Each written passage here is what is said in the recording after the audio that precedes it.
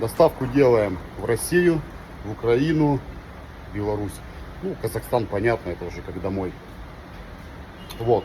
Так что, если возникнут какие-то вопросы касаемо по цене, по доставке, по прочим моментам, можете обращаться, я вам все расскажу, покажу.